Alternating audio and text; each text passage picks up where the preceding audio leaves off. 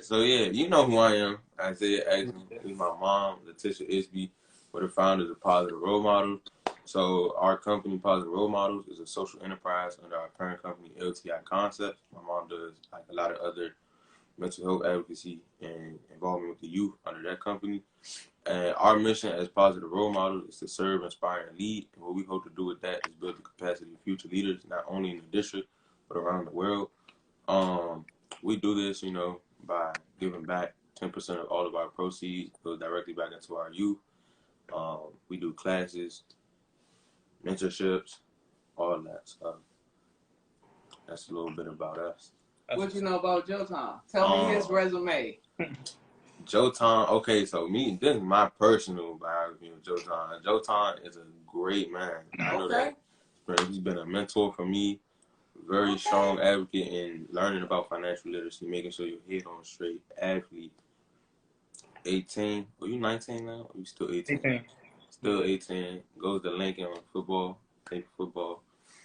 And it's overall a great man to me. So you can tell the people a little bit about yourself too, though. Yeah, for you guys that don't know me, like Isaiah said, my name is Joton. I run a clothing line, a socially conscious clothing line, similar to y'all brand. I donate a portion of my proceeds for the betterment of financial literacy in impoverished communities because we lack financial literacy, and that has a huge role in becoming successful in life. So that's my portion. That's my way of giving back.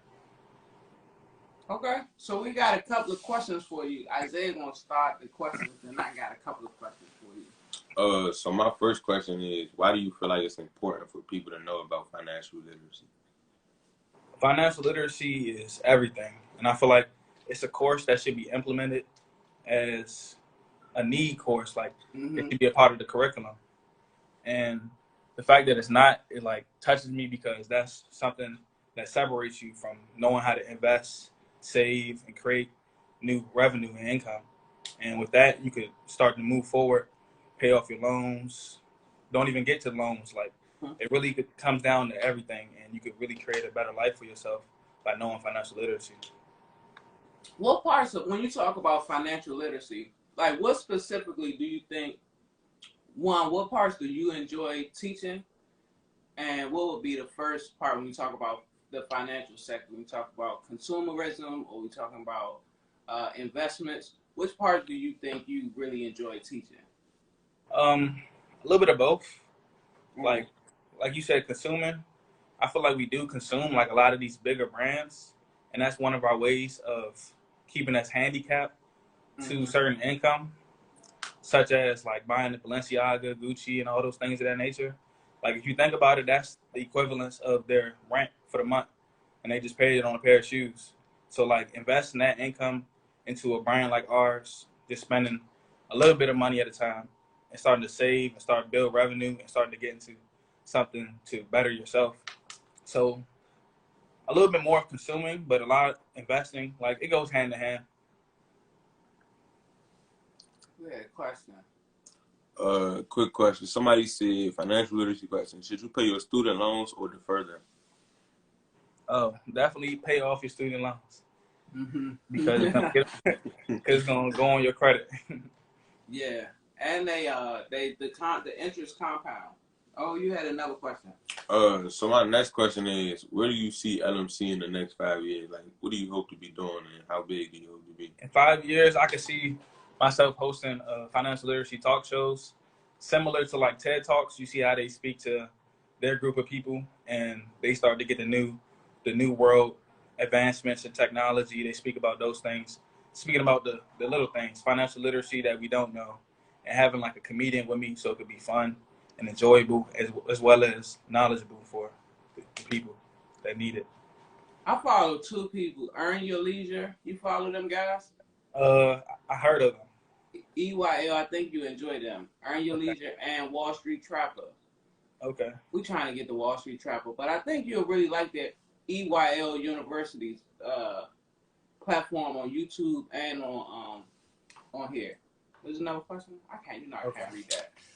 Somebody said, what can high school students do earlier to financially set them straight as young adults? From my knowledge, there is a few programs that would allow you to learn financial literacy.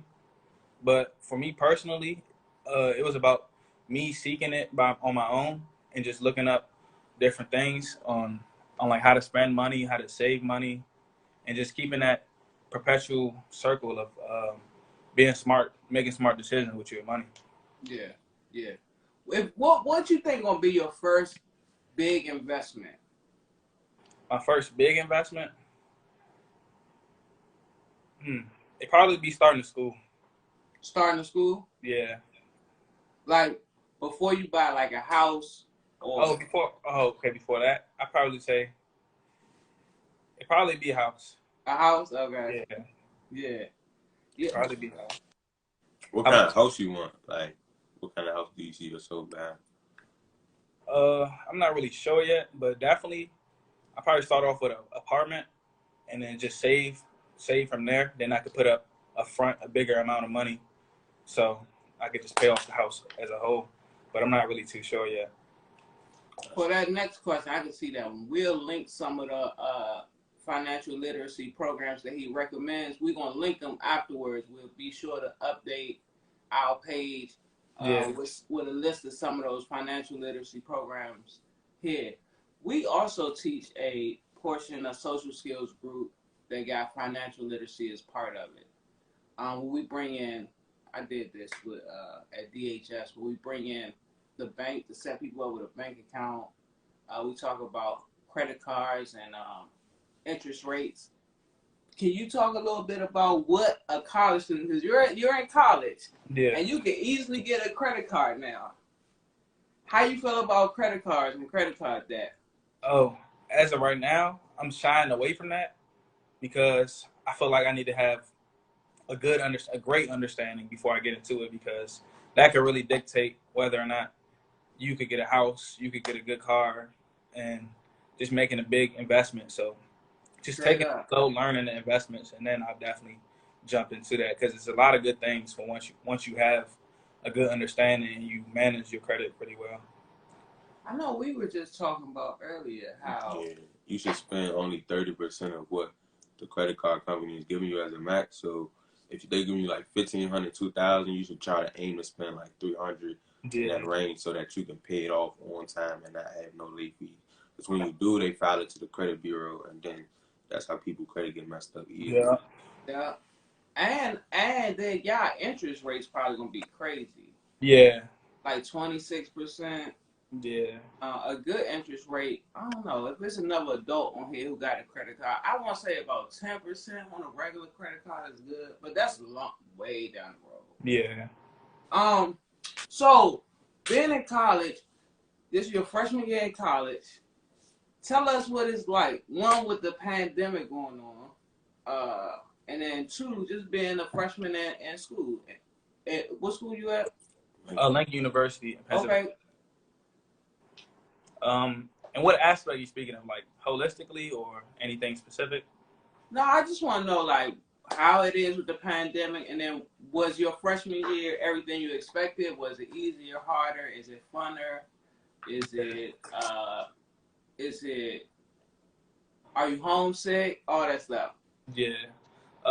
As of right now, like you said, because of the pandemic, I can't really get an accurate depiction of how it would be. But as far as online learning and time management and things of that nature, it's definitely easy. It's coming from Benjamin Banneker Academic High School. And one class I had problems with is a lecture, because it's an hour class and you just got to sit at the screen. So it's just one of those things you got to get used to. Mm-hmm. Yeah. But other than that, it's pretty easy as far as the college experience. They try to have a lot of events like outside because of the social distancing and things of that nature, and it's cool. It's a lot of people like us doing good things. I'm just looking forward to see more people like us, like making connections, networking. I'm just waiting for that aspect to play in. Oh yeah. Yeah. Oh, that's gonna be what's up. Yeah. What's your favorite thing to do on campus? My favorite thing to do on campus, I think it would just be building my brand and learning more about business and things of that nature. It would not be nothing on campus for real. Oh, that's what's up. Yeah. Did you have another question? No, I didn't. Okay, so I have a lot of questions. So as a parent who, I always ask this because I like to speak to you guys so we can get educated because we don't know everything. So as a parent, would you suggest that we give children like some of the things that they want, or balance it between helping them understand that I'm investing for you so you can't have those Jordans? And what do y'all feel about those kind of things? You want to touch on it first or me? I would say like it's good to create a balance of both. You know what I'm saying? It's good to reward good behavior. We doing good in school. You know what I'm saying? It would be nice to, okay, you doing good. Here goes some Jordan. But it's also good to understand that without those investments from you all, it would probably make our adult life a lot much harder or more difficult in that sense. So I think it's good to create a balance of both. But when you do and make investment for us, to explain why they're beneficial, so that we're not just going on like, oh, she just don't want me to have it. Like, you know what I'm saying? Kind of like what Isaiah said, like an equal balance of both. And that's actually, I have that written down in my notebook for one of the sessions, like the holiday spendings and things of that nature, because we get caught up into a mindset like we need to have the best Christmas for our kids and spend as much money we can, make them happy. But like, it's not always about that because we don't have the financial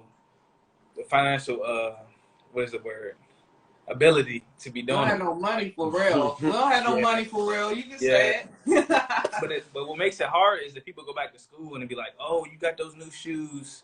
My parents didn't give me those new shoes. Oh, you got the new PlayStation. I couldn't afford a new PlayStation. And that goes hand in hand, which is a touchy subject. I feel like we need to be telling our kids that, like, to make it a new normal, to not have everything that's new, because you're not missing out on anything. I like that. A new normal. I would be extremely interested in us collaborating, partnering at one point to put on one of our workshops. We setting it up too. We can talk to you offline about some of the skills we want to bring, which includes financial literacy for students and parents. So our project manager on here, I'm sure she'll be. She probably emailed you. Cool. So she'll be on it. She'll be very detailed. Like that. So one more. I got another question as a parent. I know we normally try to do like 30 minutes around this time. If y'all got questions, y'all know y'all can ask Joton about financial literacy and anything else. One more question as a parent. So you talked about explaining that during Christmas, like, I might invest this, but I want you important to have that. What about other big things, like you got prom, you got y'all got winter balls, y'all have weekends out. Should we then also be like, look, I can give you this, but you and Isaiah different. You guys are already investing in the brand, and then seeing that, and but for somebody else who don't understand the part of investment, would you suggest that parents do that, or try not to make them an outcast? See, that's really a hard one, because it's like you want to do the best you could do, provide as much as you possibly can, but at the same time, it's like you could be spending that money towards something better for along the road. So for prom and things of that nature, I would just look into like different organizations that hand down dresses and suits and stuff, because it's just as new as it would be if you just buy a certain new dress, a certain new suit. But it's always an outlet to certain things like that. And you just got to find it. It's all about finding it. I feel like it would be equal just to get something hand down to you. Nobody got to know about it. You just It's just the same difference for real. It's just all about taking that initiative to be different. Especially if you're only gonna wear it like one. One time. People be spending like $3 on a prom dress or a prom suit just to wear it one time. Like, if I spend $3 on that, I'm wearing it all the time. But you're not gonna be able to fit it no more. Or you can rent it. But I'm not too sure about how the renting process works, but definitely look rent Yeah, something. you could rent them. Yeah. Okay. So, all right. So, hey, what questions we got? Anybody got any questions? I don't want to take up all the questions. So, I think Arika asked a couple of questions. Like I said, again, we'll save it on here. You gonna come home for the summertime, or you gonna be there? Oh, I'll be there right before Thanksgiving. And, No, I mean, are you gonna stay at Lincoln during the summer, or you coming home?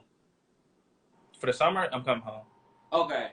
Yeah. So we'll try to talk before you come home for good for the summer to set up some workshops and stuff for the youth. What else I'm missing? Thank you so much as a parent for taking Isaiah under your wing, for being a positive role model for him. I sincerely appreciate it. That's what we're trying to do, to make sure that you guys have a lineage of young people that come behind you, that can come to you and ask you about financial literacy, or come to Isaiah and ask him about IT or physics. Erika set up a young lady earlier with an attorney we had on a couple of weeks ago. So I really hope that y'all stay, bringing the young people behind you. And as a parent, I really, really appreciate it. For sure. Makes me want to know, what topics did y'all already cover? What we kind of talked about? We kind of talked about the importance of knowing what you're getting into before you get a credit card. Investments, prioritizing wants over needs, and the importance of spending your money wisely. Time management at school. Yep. You asked another question. I asked a lot of questions. I forgot all of them. Talked about where Joton sees LMC in 5 years. His first investment will be a house. Yeah. Yeah. Okay. So y'all be on the lookout for some of the stuff we got coming out. I definitely want to partner with you to put something together. Isaiah, want to tell them about what we got? The stuff where they can find us. we got these hoodies, with the definition of a positive role model in here. You can find these at inspiredpositivity.com. Our YouTube Inspired channel. got an ED. ED, inspired. Inspiredpositivity.com. Our YouTube channel is the same as our username, Positive Role Models. Put spaces in between each word, though. Should be able to find us up there. And, Joton, where can they find you and find your stuff? Let's Make Sense.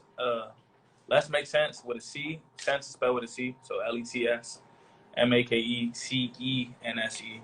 And that's my Instagram, and that's my website as well. Okay. Yeah.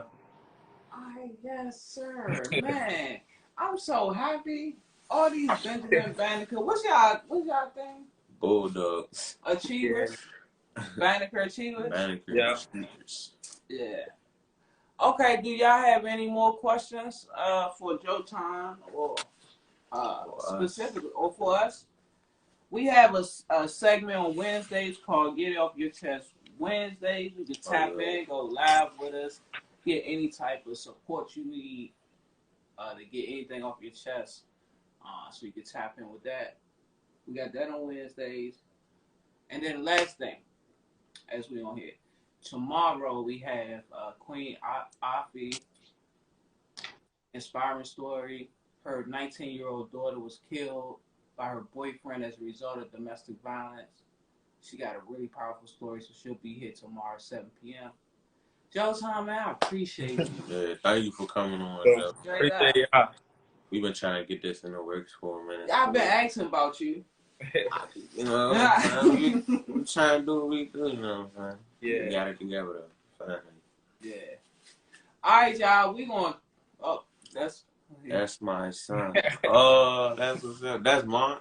Yeah. Yes. Oh, we got to take a trip to Hawaii. Come on, Charles. Definitely got to go to Hawaii. Charles. Are you from Hawaii? Yeah, I'm from New Orleans.